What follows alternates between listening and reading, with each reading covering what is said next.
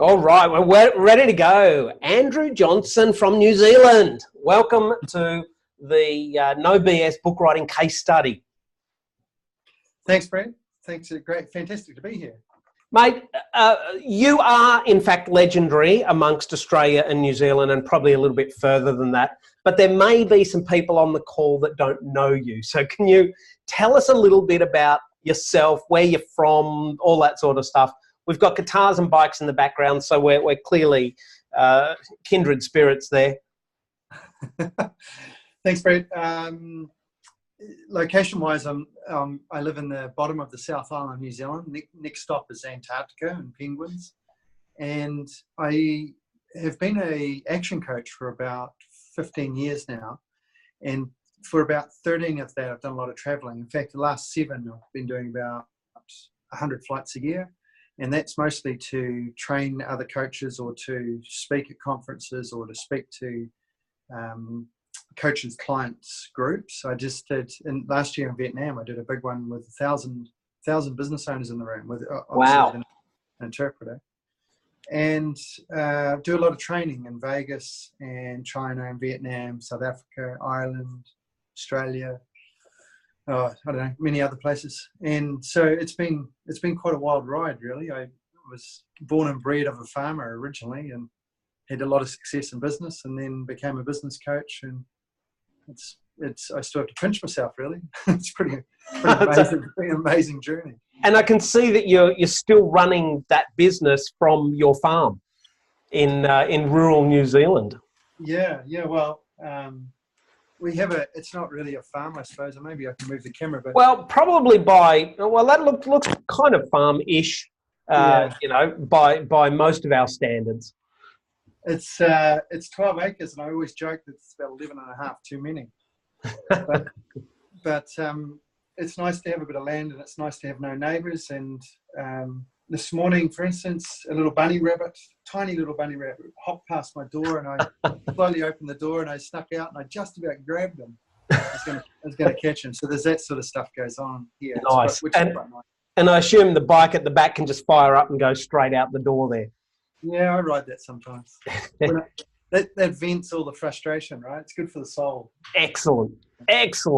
Mate, we're here today to talk a little bit about your experience of writing a book. And like you and I have known each other for quite a few years now. And last year we kind of got together and did a bit of work around writing your business book. Tell us a little bit about that, and particularly, why write a book? And because when we spoke first, I thought, he's really thinking about his book in quite a different way to what I experienced from other people. So tell me a bit about what got you going on the book idea. Okay, well, there's a number of things, actually. The first one was that this book here was written by a guy in New Zealand, Where's the Money, by Craig Rust. It's out of print now, and it's probably the most practical business book that I've ever had. And I bought a huge box of them, and I gave them out to clients, etc. And then it ran out of print.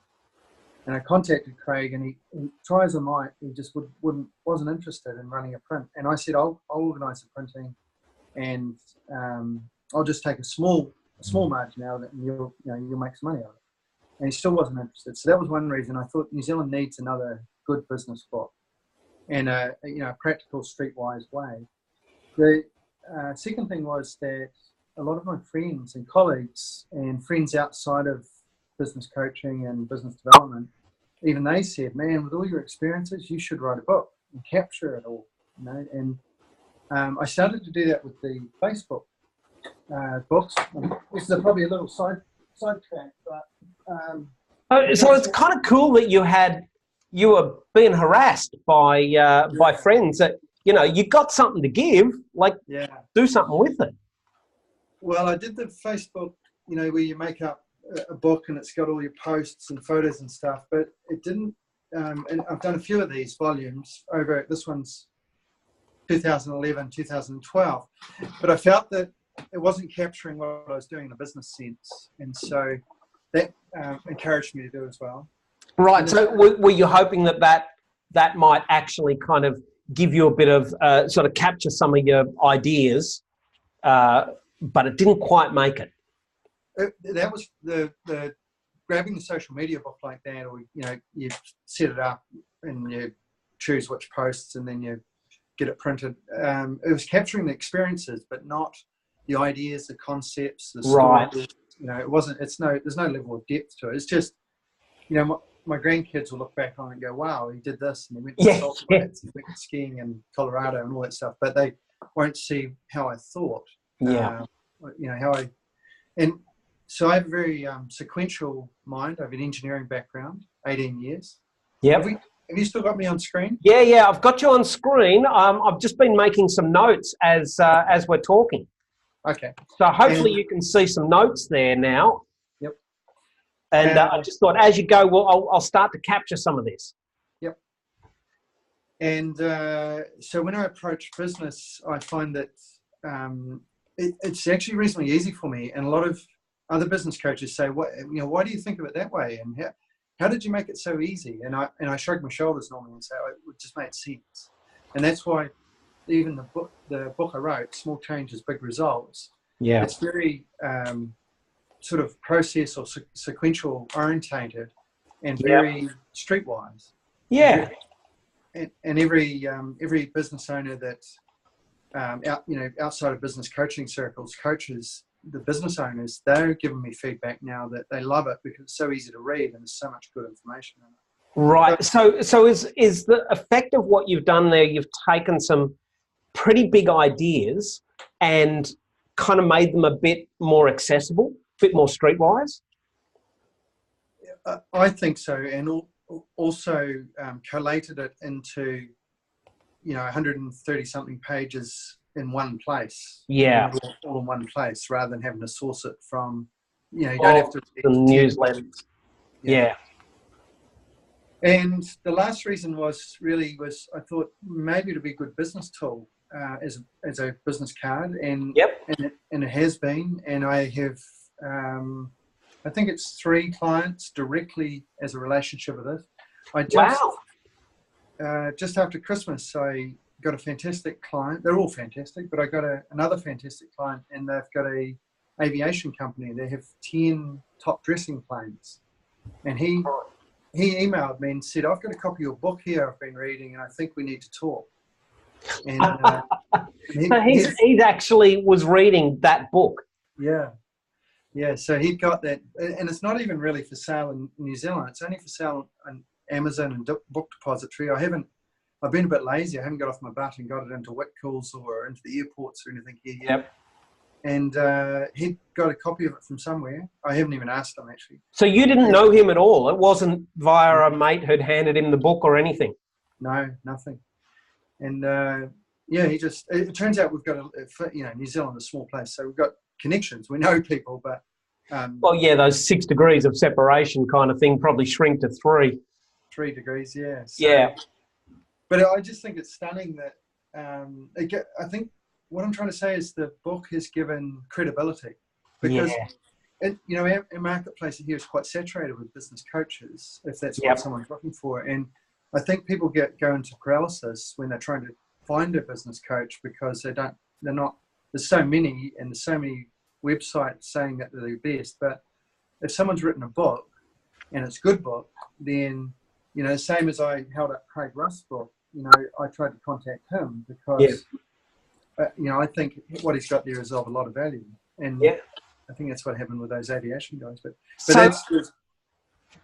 So basically, tell us a little bit about the aviation guys rang up. Tell us how that went. They emailed me. Actually, they were a bit of a nightmare. They emailed me. I emailed back, and then there was about a 3-week gap. And then I emailed again. I followed up, and I thought, this is a waste of time. And then they emailed back, and there was a phone number. And so then I phoned. Yep. And that's when he said, look, I've been reading your book, and I want to have a chat to you about our business. And I just said, so what's happening for you? What's the challenge at the moment? And so that is probably a fairly different conversation from when that would happen from your outbound marketing in other channels. Yeah, because it's warm. It's a warm lead. It's a very warm lead, in fact. And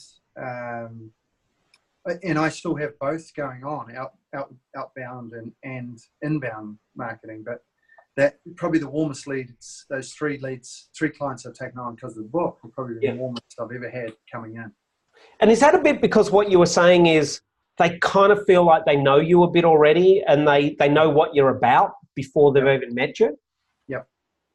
Yep. So there's another one. And funnily enough, they're big businesses too. Right. I hadn't thought about that until then, because the other two are big businesses. So the engineering guy, he's local actually, but someone down here gave him, I've been giving books to all my clients and people, just friends and stuff. Someone gave him a book. Again, I haven't found out who. And he rang me out of the blue as well, called me out of the blue and said, "Hey man, I'm halfway through your book and I'd like to have a chat to you if that's okay." I said, "Yeah, sure." So, excellent. So is that someone that you've sort of known for a while, you could have helped for a while, or it's just, hey, he lives locally to me and look, he's got this book? I've got to know him now over the last few months, and knowing his personality, if I'd approached him cold, he would have said, "Oh, hey mate, I'm not interested." Yeah. He definitely would have. But again, the book gave credibility, and I think that's something to be aware of for anybody who's thinking about writing a book or has a book, is use it as a credibility tool. And in several cases, so those are successes there. Yeah. But in several cases, I've had leads in other ways, and I've had a conversation that said, "Oh, we're not really interested," and I've just grabbed a book, put a handwritten comment, and said, "Hey, look, I know you're not interested at the moment, but here's a free copy of my book," and I've sent it away. Yeah. So, in fact, I sent one to a brewery a small, like a boutique brewery in the South Island, New Zealand last week, and then I'll follow up in a month's time and say, "Hey, have you had a look at that book yet?" Yeah. And we'll see what happens. Yeah, and I guess that's because it's not salesy, is it? It's not pushy. It's just like, hey, you're not ready. Here we go. When you're ready, let's talk. In the meantime, hope it brings good value. And Brett, as you know, never assume either. I keep in touch with all these guys. I give them, it might be a year, and I'll phone them up and say, "Hey, how you going? I sent you a book. I hope you've read it. You've had a year to read it now." I'll say something like that. And often those phone conversations lead into, we probably need to talk to you. Things have changed, or we need help with something. So the book going directly to prospects is a really nice, authentic way to get them actually making some movement. Yeah. Actually give them something to do if they're not ready for coaching. And then when you contact them again, things are ready. Well, and let's be honest here, it probably cost me, I don't know, all up with all the costs, publishing, all that stuff, maybe $5,000. Yep. But I've had probably $60,000 of business out of it. Okay. And within, 6 months of the book being published? Yeah. When did I publish? I can't remember. It was, you had a deadline in Vietnam, I remember. Yeah, I missed that first deadline. Yeah. So whenever that was, it was a few weeks after that. I think you had a facsimile sort of copy. Yeah. But I like that. Yes. So by the time you print and edit and the course and all that sort of stuff, you've maybe spent $5,000. But certainly within 6 months, what you've got is about $60,000 coming in, and then that's probably some of that is probably recurring for you over the next 12 months. When I say 60, like that's several clients that have over a period of time. Yeah. And in terms of book sales, I couldn't even tell you. I don't pay much attention, but we get commissions just about every week from Australia, New Zealand, UK, and USA. Yep. Okay. They're not. I haven't pushed anything. I've been a bit slack with it, really. But they're not big amounts. It might be $200, $300, whatever. Petrol money for those bikes to ride around the farm. Yeah. the bigger one really is, as I mentioned to you before, that it's getting translated into Vietnamese at the moment through my connection. Tell us a bit about that, because it's a really different. We've got a couple of authors who are actually writing in different languages. We've got an author who's just finished writing in Turkish. We've got an author who's writing in Spanish in their local language because it's too hard to translate their ideas into. But of course, you're going the other way. Tell us a bit about how that came about, and what that opportunity is there for you. So I'm actually I haven't really spoken to anyone about this, but I'm also going to try and get it into Chinese and also into Spanish as well. Right. Excellent. So because I travel and I do a lot of things in different countries, I have a few connections, and I just reached out to a few people and said, would you be interested in doing a combined deal, a partnership deal, and publishing it? And the Vietnamese were the first to say, yeah, would be interested, and we'll fly you over to launch it as well. And nice. And we'll do it to give you an idea of the numbers, or to give everybody an idea of the numbers. They're going to print 2,000 books. Yep. And sell them for $18 US, which is a little bit under what they're selling on Amazon, I think, but that's what they think the pricing's right. Yep. And we'll go half and half in the profit. So it'll be 18 minus, might be $2 maybe in Vietnam yep. What's that, 16? So $8 US a book times 2,000. So 16,000 US for, with those 2,000. And what I've noticed when I work overseas as a European guy going over there, if you've got a good message, you become famous quite quickly. Really? So why is that? So if you've got a good, clear message, you stand out above everyone else? Because they're hungry for outside information. Right. And the things that some of us, in your course, and some of us in Action Coach have done, are worth talking about. We have stories that are worth sharing, and when you share them, they sit up and listen, and I love that. Stories worth sharing, I think, they're crossing cultural barriers, aren't they? Yeah. And they embrace anything like this with gusto because of the population. We have just about 5 million people here, but Vietnam's got 94 million people. So, and to be honest, there's a lot of poverty there, and a lot of people who never afford a book. But there's a lot of wealth there as well. And it's the same. China's got 1 billion people. We tend to think too small. In Australia, 20 million or 22 million? We think too small. The US, 385 million, but the US is quite saturated with anything you want to do. Yeah. But China, Vietnam, right through Asia is quite open to our influence in different ways.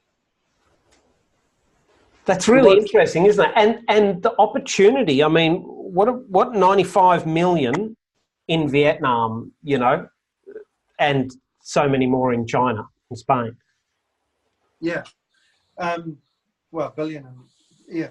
So my thinking at one stage was, wow, imagine if 100,000 people bought my book. That's actually quite a profitable day. Yeah.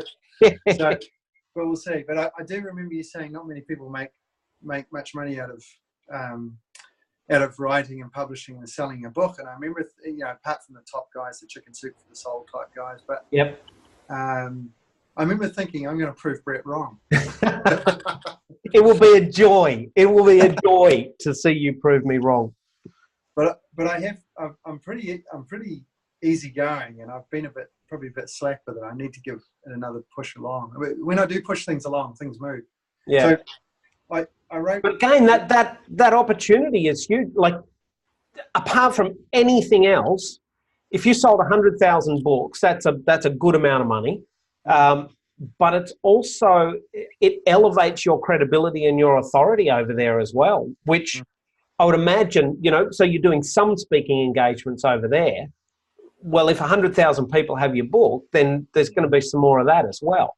Yeah. So sort of combine your two loves, you know, the you know, business and the book and helping people and traveling.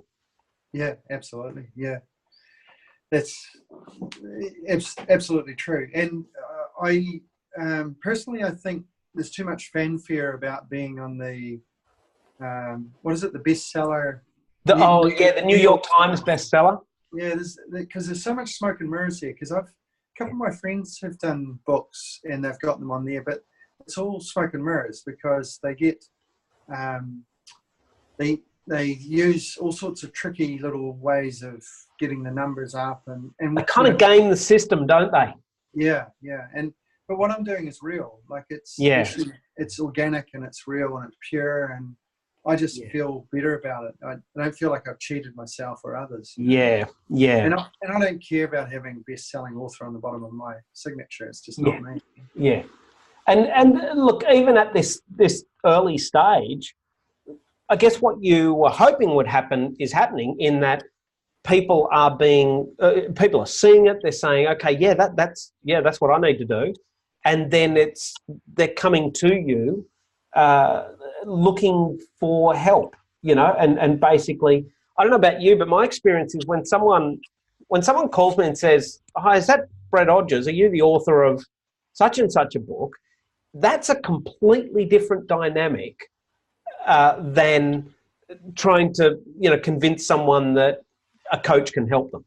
You know, they're just like, so help me. What? Everything you said was great. Tell us where to start, you know. And I don't know about you, but that's a more fulfilling way to communicate to people. Yeah, they instantly put you on a pedestal, and sometimes I think it should be a tiny little soapbox, but they instantly put you on a pedestal, which is an advantage to, you know, to getting the client. Yeah, but you're the same as me. Once I've got a client, I'm confident, absolutely confident that I'll be able to help them anyway. So yeah, I'm cool with that. I'm cool with that approach. I hand out the books like sweets or like candy. Right. You know, yep. I'll be talking to someone. I always have 3 or 4 in the glove box of my car, and I'll say, you know, I'll be talking to them, blah blah blah, and I'll say, do you read books on business? And they say, oh, not really. You should read this one. I'll give you a copy of my book, but I'm only going to give it to you. I'll only give it to you if you promise that you'll read at least the first chapter. And a few days later, I'll get an email back or a phone call, and I'll say, man, that book is good. You know, so it's another thing is always don't be stingy. I know Scott Franklin was very generous. He sent to my address a couple of his books, and I thought that was so special. Yeah. And I've handed one of those books on for him and I'm actually secretly I'm only about halfway through his other one. I'm a bit of a slow reader, but I thought it was just so cool that he was handing them out like that. That was really cool. Yeah. I don't know if you've seen the interview that I did with Andrew Griffiths, which is in the program, and he suggests whenever you give a book out, give 2 books out. He says you write in one of them, you personalise it, and you give them a second book and say, so give this to anyone else that you think would get value out of it. And I thought, that's such a cool idea, you know, because they get to hand that on, and they get that, like, hey, I got this from the author here, have this. Yeah. I would imagine in New Zealand that would be pretty cool because it is a smaller community. Yeah. Well, the engineering guy had a copy of my book, and he said, when I'm finished reading, I'm going to send it to my daughter. And I said, no, give me her address. I'll send her her own copy, you know, and I put a personalized note. And then she phoned me and said, I just wondered if I could have a chat to you about a few things. But it was a tiny little startup, and so I went and I sat down with her for a couple of hours and just showed her a few things. But she's not my type of client to take on right now, but very grateful. But she could get some value out of that book. Yeah, clearly. Well, I said to her, when you finish the book, hand it on to another business owner. Just do me that favor. And she said, well, so we'll see what happens. So I guess we're really clear on the fact that not only New Zealand, but actually some other territories are actually hungry for the kind of information, you've done. And I guess one of the things I'm seeing that you've done is you've really been clear about who your audience is. Was that challenging, or were you always really clear on that? Because I knew, I don't know if it's my why or my reason or the problem I'm trying to solve, but because I was clear that New Zealand itself, and I believe many other parts of the world, don't have a practical streetwise business book. Yeah. Because I was clear on that, it's that's where it's gone, and so it was fairly easy to work out the audience for that. If people want to, like, it's not for CEOs and corporates, because they want to read about, a whole lot of bullshit and fluff about leadership and, all that sort of stuff. And the books, a lot of those books, I read them and they'll be 20 millimeters thick. And I think, man, you could have written that book in 2 millimeters. Yeah, that's right. They're puffed out. There's 2 millimeters of ideas surrounded by 18 millimeters of fluff. I could just read the table of contents and understand it. Yeah. But maybe not, but I'm right there with you. There's a lot of books that I go, by the second chapter, I go, I've got it. Yep. Thanks. Time to move on. Or the other thing I do sometimes, I just go and watch the TED Talk on it that the guy's done. And that's only 20 minutes. In 18 minutes, you'll know exactly what you need to know. So I shouldn't take the mickey out of other authors, but I do think there's a lot of overcomplication happening for small and medium sector business owners in the books that are on the bookshelves. And I was very clear that I wanted to make it very simple and streetwise. And if people say, oh, it was too simple, I don't care. I don't give a toss, because I know if they implement what's in my book, then it'll make a hell of a difference to their business. So, if they're arrogant enough to say, oh, there's nothing in it, then that's up to them. That's fine. Yeah. I don't, they're not my client. That's not. But I like that it's, what you said is, okay, it's not that big sort of theoretical research thing for CEOs to ponder. It's really clear that New Zealand had a book like this before. It was great. It's not around anymore. Let's do something for them. Yeah. And it's not a gaze at the navel type book. It's move your hands and move your feet. Get into action now. Yeah, develop a sense of urgency with it. Get moving. So I know that when we met, you were kind of clear on that part of it, right?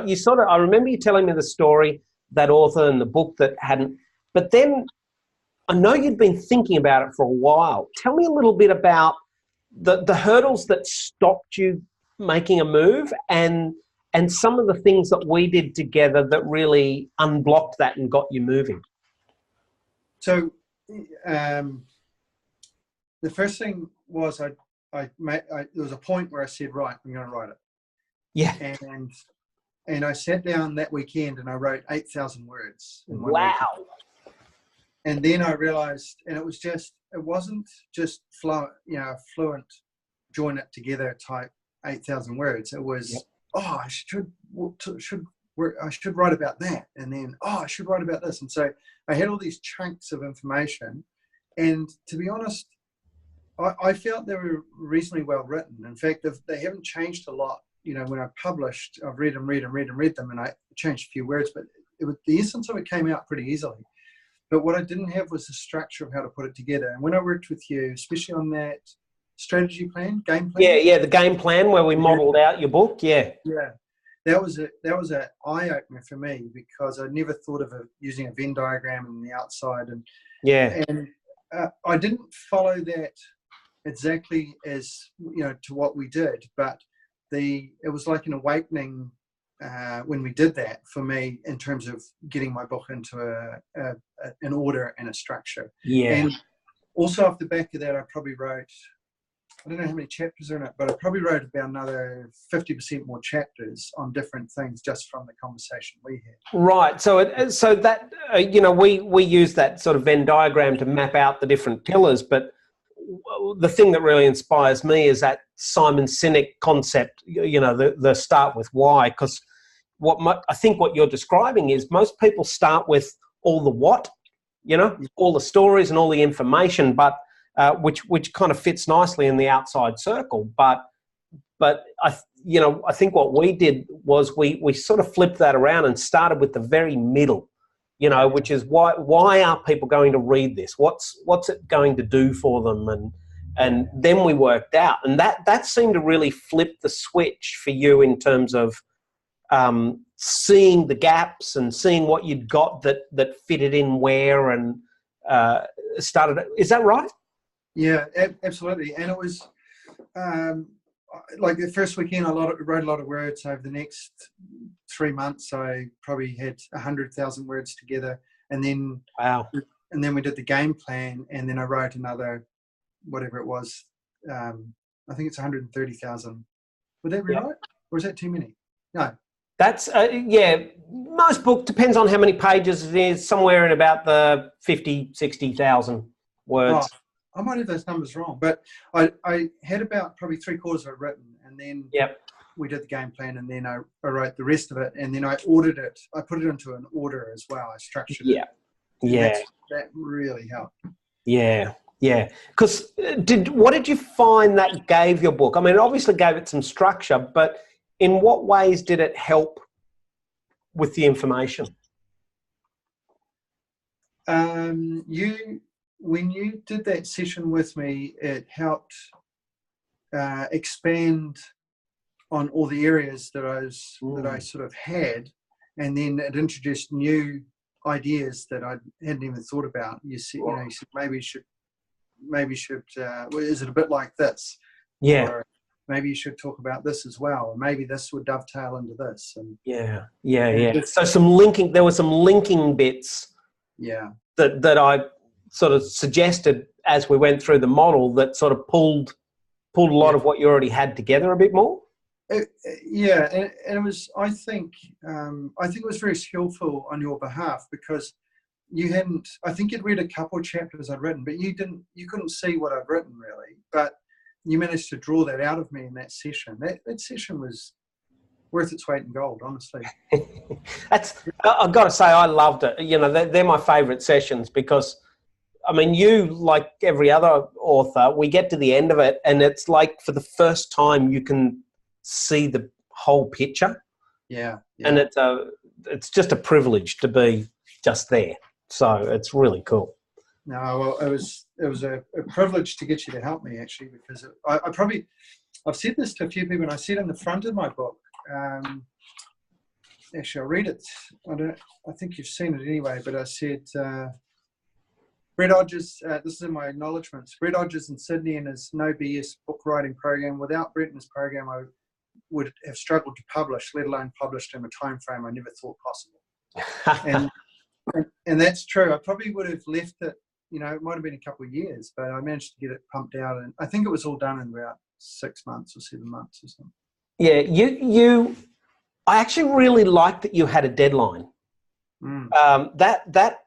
Tell us a little bit about what the deadline did for you, because that's...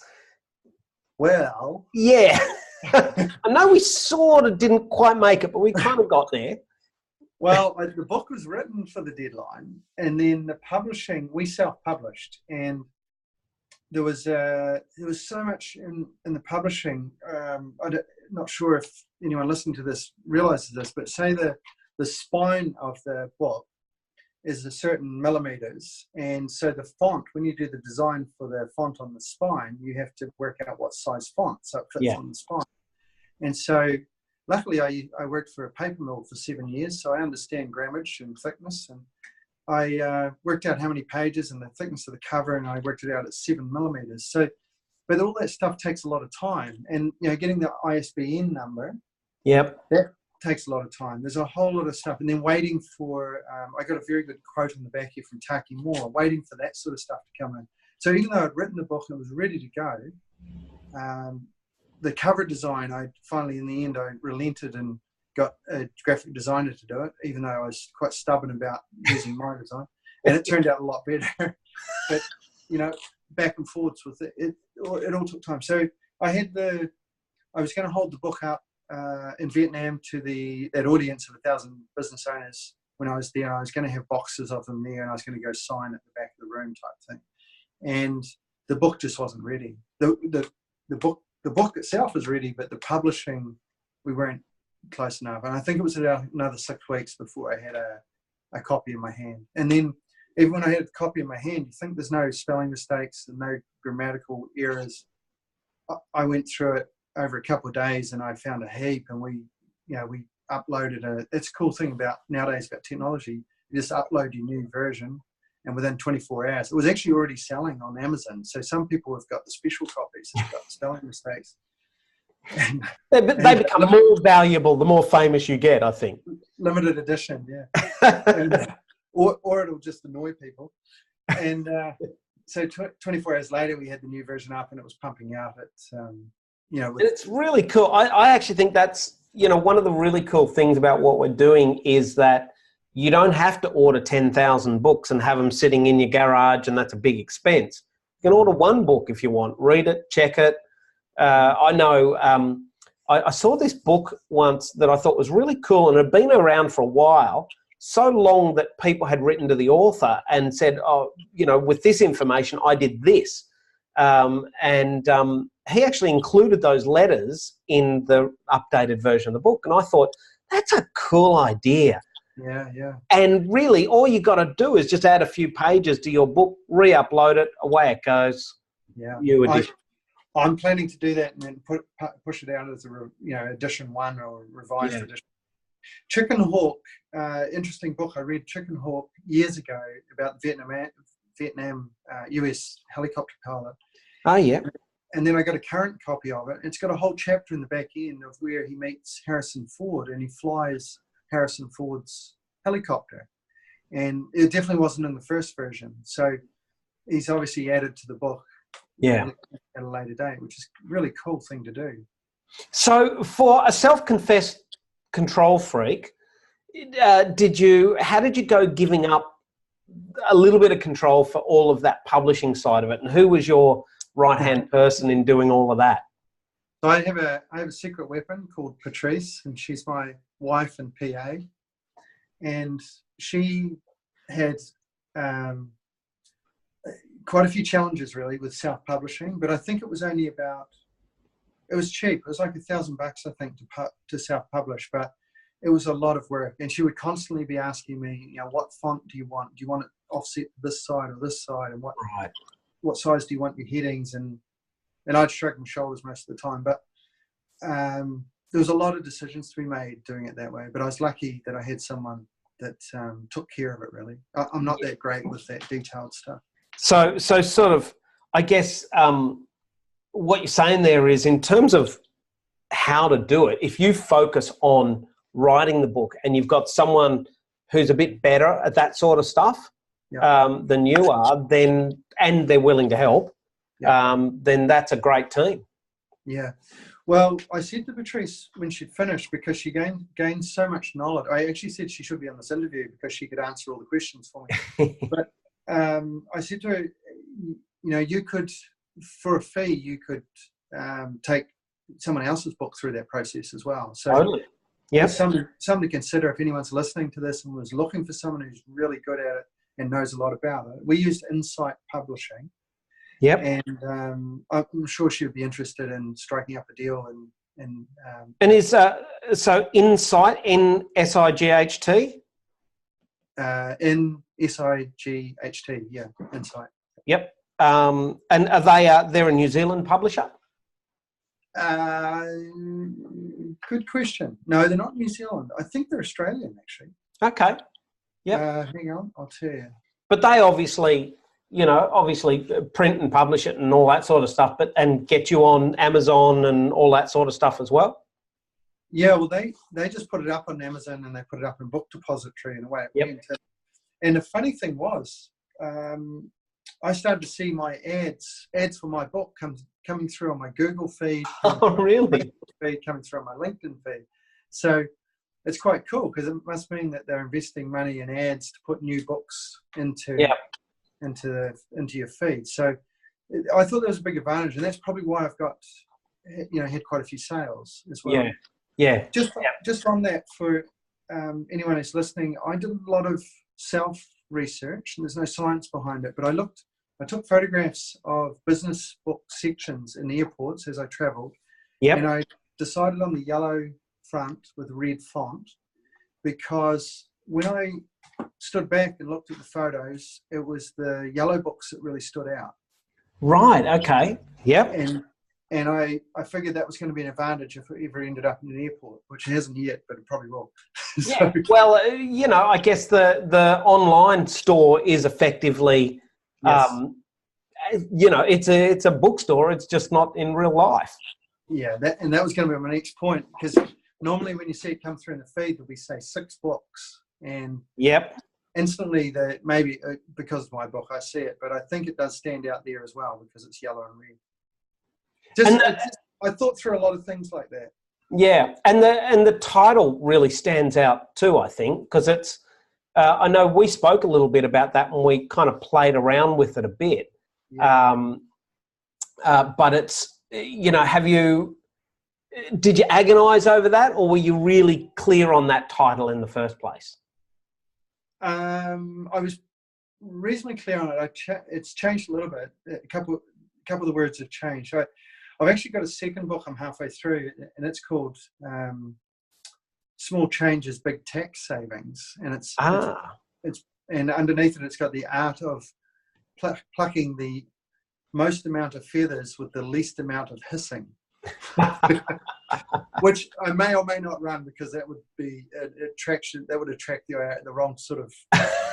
That might not be the message your audience. Well, the IRD might get their attention, but that's going to be more of a New Zealand book, same style, probably a white cover. But I think that Small Changes, Big Whatever is a good theme if I'm going to write a series of books. Small changes, big time savings. Small changes, big marketing results. Small changes, I think it's going to. And that was one of the things I thought of. If I was to write, sequels on different topics, it could be a good way to do it. Yeah, and I guess that sets you up as a theme, for all sorts of stuff. And the other thing about that is it's very you, and because what you're saying is, rather than this massive big idea that you have to, ponder through 400 pages to understand, it's small, short, sharp ideas that, when you leverage them right, have really big impact. That's it. Yep. And that's a great theme that could run through many books. And so you've touched on another thing, and so most authors who start the program feel a bit like they've got to write the magnum opus, the Mac Daddy of all books as their first book. Did you face that a little bit, or were you always aware that this could be a bit more than just, than just one book? As I got deeper into the rabbit hole, I thought there's probably enough content. I've got enough ideas and enough content to write a second book. And then I thought about perhaps what New Zealand needs, and I think they need. I thought about the challenges that I strike with what I do in business, and one of them is that most business owners in New Zealand, probably around the world, aren't educated enough in tax, and so they don't ask their accountant the right questions, and so they don't minimise their tax. I'm not talking about evasion of tax. I'm talking about just minimising it down. Yeah. And they shrug their shoulders and say, "Isn't that my accountant's job?" And I always say, "No, it's your job to ask your accountant good questions." Yeah. So I knew I had the content from that. There's probably in the future I'd like to. I don't feel confident at the moment, but maybe give me a couple of years and I'll write one more on mindset and psychology. From my perspective, not because I'm a psychologist, but from what I've learned about identities and beliefs and values and how it affects outcomes for people, and how powerful it is, and how. And I think you've kind of hit on something there that I think is really important when we're talking about case studies. Is that for a lot of people, they feel like, who am I to write a book? Haven't other people written this book? Aren't there more famous, more brilliant people than me? But you've really just made this yours and brought in your stories, haven't you? Yeah, just it's a really good point, and it's something that I want to emphasize, that just own it. Just get your ideas together, link them together so it's nice to read and has some humor in it, perhaps. Yeah. I tend to write with a bit of humor, and then just own it, and don't worry about what anybody's going to think about it. Just get it out there, because the thing is that all the people who criticize your book will be, if there are, and I'm sure there's people who have criticized mine already, but I don't give a toss, because I look at it and go, well, have you written a book? You know, the start of last year, I realized I had a couple of goals on my list that I kept rolling over from year to year. And one of them was, I probably need to write a book. Yeah. And the other one was, I wanted to get down to a certain weight. And so I wrote the book, and I got down to 16. I lost 16 kgs, and I become much leaner and muscly and all that stuff. And both those things have changed my life, because the book has opened up a lot more opportunities in business. And of course, you know, when you get down to a weight where you feel comfortable and feel good on stage and all that sort of stuff, that makes a hell of a difference to you. To your person. That's quite a deep thing in your personality as well. Yeah, totally. Yeah, it's because it's a difficult thing to overcome. I think sometimes that, who am I to write a book? Yeah. I guess the thing that I'm seeing, particularly in yours, is your sense of just own it. Is, well, make it like me. Tell my stories, you know, and because I imagine in your life you've got experiences, you know, you're an action coach, so there's that, but there's tons and tons and tons of other influences on your life that I imagine you've drawn on for this book. Yeah. Well, there's even the story of the big motorbike crash where I broke a lot of bones and punctured a lung and stuff, and how that changed my life, and how it changed the direction of where I was going with success and life and business and everything. And I looped that in because it's quite an emotional story, really. Like you read that story, and a lot of people have said, man, that was horrific what you went through. And I think a lot of people have got those stories, and they can use them to emphasize how it changed them, so that it helps other people. And I think people are denying the world of that stuff. They need to be writing a book, and it's not like I just cut my finger and poor me and it hurt my finger for a year. It's, you know, it's got to be a decent hardship story, but there's a lot of that out there that we don't hear about, and it changes people. Yeah, I mean, Scott's story is amazing. Scott Franklin, yeah, amazing story. And I think the thing is, like with you, you know, I bet people connect with you because of those stories. Yeah. You know, there's something real. You know, something you said a little while back that I really loved was, you want it to be a real book, you know, real help. You know, it doesn't need to be a New York Times bestseller. It wants to be real. And I'm betting it's some of those stories that you've put in there that have really contributed to that. Yeah.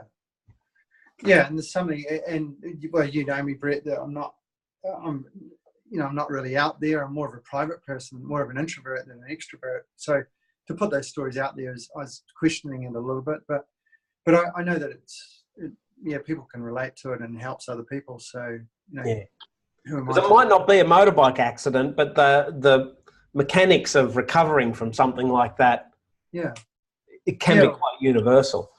Yeah, it can be all sorts of things. One of my clients, that aviation one, his father was killed in an airplane at 18. You know, that's a hell of a story, that now he owns a big aviation company. Yes. Imagine what he went through as an 18-year-old because he was pursuing this dream of becoming a pilot, and then his father was killed as a pilot. So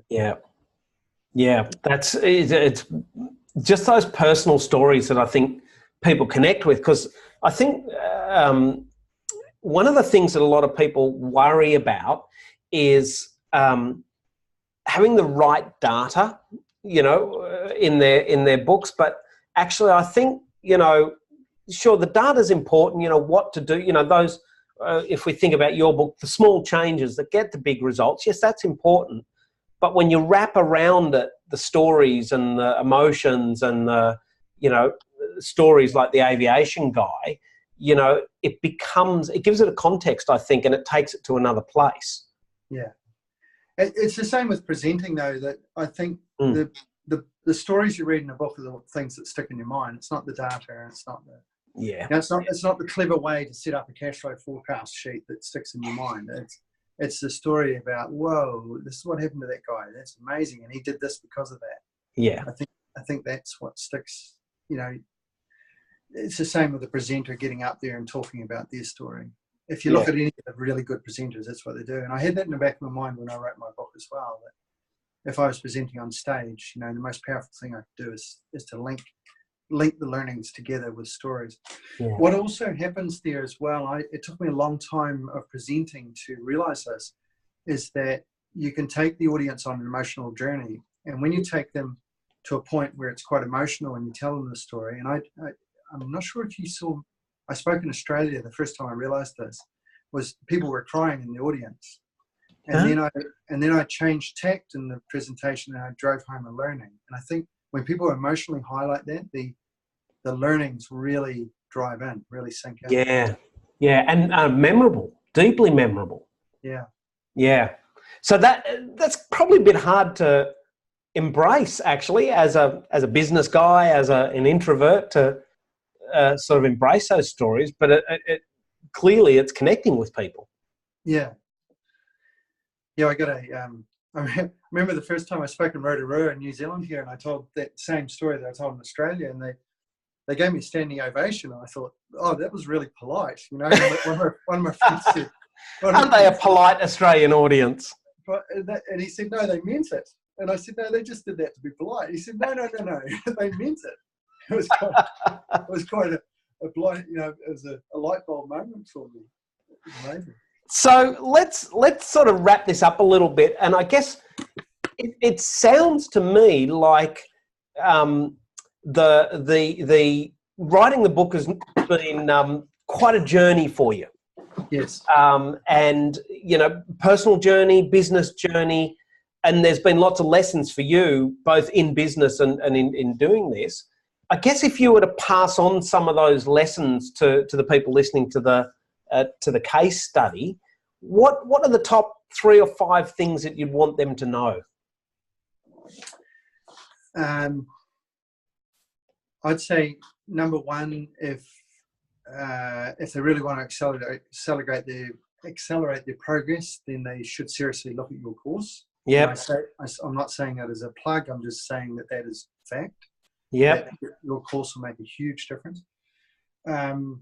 Schedule time, and you know, I'm not one to write in the evening or the morning or whatever. I just said, okay, next weekend I'm gonna, you know, it's gonna be raining, so I'm gonna just sit down and write. And I tapped it out on my iPad actually. Yeah. So make sure you schedule time. Get off the Facebook and if you add up the time that you're watching TV or Netflix or Facebook or just losing time in your life, if you took that time and put it into a book. Yeah. And don't be focused on writing the whole book. Just write whatever comes out, you know, about, you know, something that you'd like to share with people. Just write it as a chunk of words. Yeah.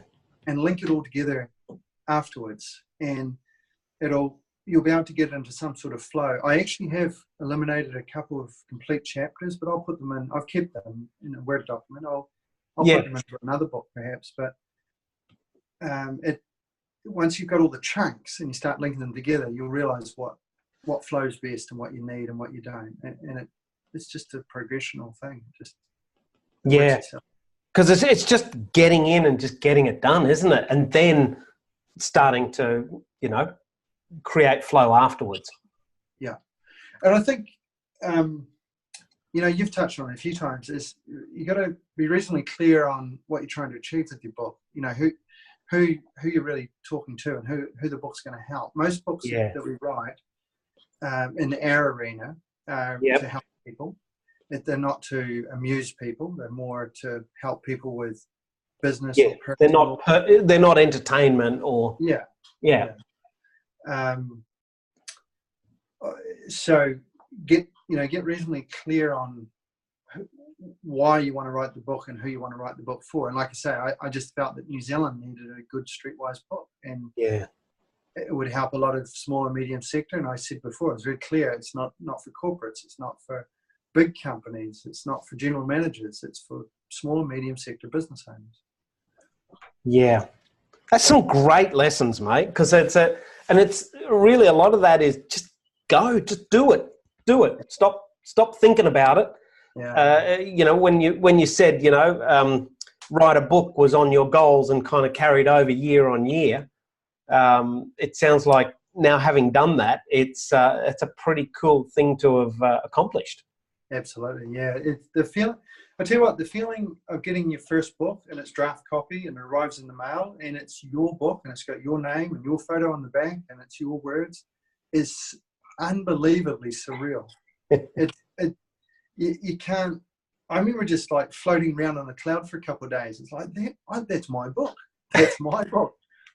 So it's beautiful, actually, isn't it? It's like, it's really, truly magic. Yeah.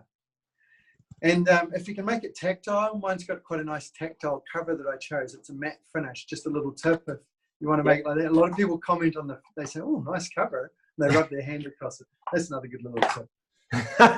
Like a good motorbike seat, right? It's just, yeah, you know, it's got a little something in there for everyone. You want to be able to caress it. Well, mate, thank you so much for spending the time with us today and sharing your insights and your experience. And I know you're in that Facebook group there and you chime in every now and then, and it's really great to have you in there. So if people do want to see you and they're in the program, you know, tag Andrew in the Facebook group.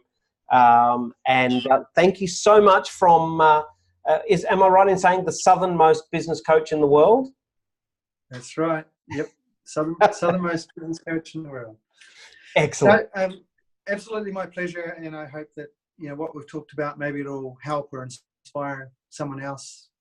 One person would be good, but many would be even better. And, you know, it's my privilege to be able to do this for you, Brett, because you've helped me a lot with my book. Yeah, I have this real dream of just creating this movement of people leading, you know, because what you've done is lead, you know, has done something creative, put it out there, made an impact. And I'm just like, what if this tsunami of brilliant people just started doing that? What that would create really, really cool change in the world. And not to mention, just, I love that you had that experience of having the book and being the author. You know, it's so cool. I'll show you one more little thing. Some people pick up on it and some don't. There's a map of New Zealand in there, map of the world, sorry, and I put New Zealand in the middle. Oh, I can see it. You've reorganised the plates of the world. I did. I shifted it around so New Zealand is the centre of the universe, and I'd like to send a copy of that to IKEA because they left New Zealand off the map just recently. Well, I guess that's a creative license that you get when you're an author. You can do what you damn well please. Well, especially if you're self-published, you can do whatever you want. Absolutely. Mate, thanks again. It's just been brilliant, brilliant chatting with you. No worries. Thanks, Brett. My pleasure. Let me stop that.